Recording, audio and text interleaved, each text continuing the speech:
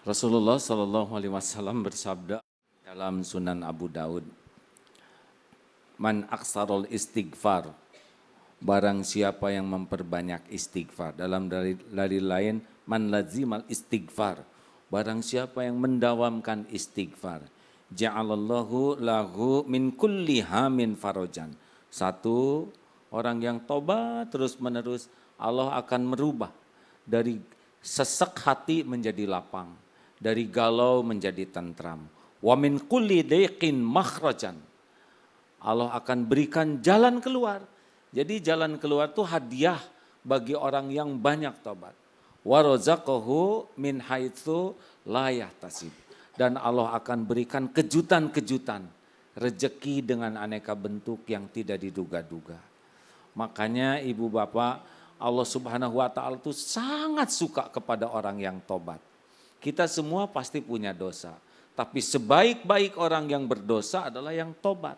Dan boleh jadi orang dicintai Allah itu karena dosanya.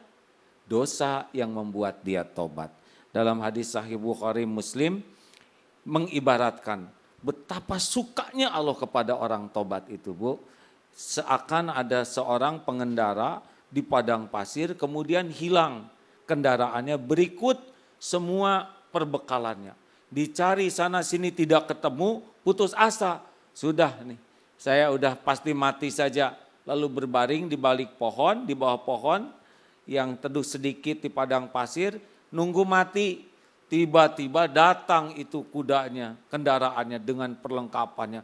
Saking gembira luar biasa sampai keceletot lidah yang sangat fatal. "Ya Allah, aku Tuhanmu, Engkau hambaku." Ini perkataan terburuk sealam semesta. Itu mencerminkan kegembiraan yang luar biasa. Nah, Allah Subhanahu wa Ta'ala lebih gembira dari itu dibanding orang itu melihat orang yang bersalah dan tobat. Sehingga dijanjikan, "Innallaha yuhibbut tawwabin wa yuhibbul mutatahhirin."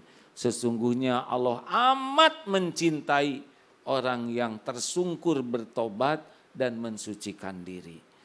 Maka jangan menganggap remeh orang-orang yang berdosa bisa menangis. Karena tangisan orang yang tobat itu jauh lebih dicintai Allah daripada tertawanya orang taat yang tidak bisa tobat. Jadi taat tapi tidak bisa keluar air mata tobat itu kurang bagus. Karena dalam taat juga pasti ada dosa. Benar? Maka kita tidak boleh meremehkan orang yang banyak menangisi dosanya. Ibu, bapak, ada yang merasa tidak punya dosa? Punya dosa? Ya, Sedikit atau banyak? banyak. Banyak atau banyak sekali? Kalau tiap dosa ibu oleh Allah dibalas ngeluarin belatung satu saja, seperti apa kira-kira kita ini?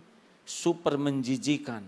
Kita dihormati orang, kita dihargai orang, bukan karena kita keren, bukan karena gelar, pangkat, jabatan, tapi cuma satu saja. Karena Allah masih menutupi aib, dosa, maksiat, masa lalu, keburukan dan kekurangan kita. Cuman itu Allah tutupi. Kalau dibuka, lah saya juga duduk di sini karena Allah menutupi. Kalau Allah buka, bubar. Oleh karena itu jangan bangga dengan penghormatan orang karena tidak cocok. Dan jangan sakit hati kalau dihina orang karena penghinaan orang lebih sederhana dibanding kebusukan kita yang sesungguhnya. Lalu bagaimana sekarang supaya tobat? Syarat tobat itu yang pertama harus ikhlas dalam tobatnya. Jadi kita tobat bukan supaya disukai orang. Kita tobat bukan supaya orang jadi memuliakan kita. Kita tobat cuma satu aja, supaya Allah mengampuni kita. Karena orang yang tobatnya tidak ikhlas, pasti tidak lama tobatnya. Saya sudah tobat Pak, kenapa Bapak tidak menghargai saya? Berarti tidak ikhlas. Kita tobat bukan untuk dihargai orang. Yang kedua, syarat kedua tobat adalah jujur, mau ngaku melihat diri ini. Sehingga berbuah menyesal. Jadi kalau orang tobat gembira itu enggak tobat. Alhamdulillah sudah semua maksiat saya lakukan. Mabok sudah, zina sudah. Dia tidak tobat karena dia bahagia. Harusnya perih hati. Tingkat luka di hati, perihnya hati, itulah yang membuat bersimbah air mata. Kiai Ghazali pernah menceritakan perumpamaan yang sangat bagus, yaitu seorang ibu, ini perumpamaan, yang mukul anaknya. Karena anaknya nakal, dipukul, pakai alu, lalu meninggal. Pasti nyesal di sini. Enggak ada rencana sedikit pun untuk mengulanginya.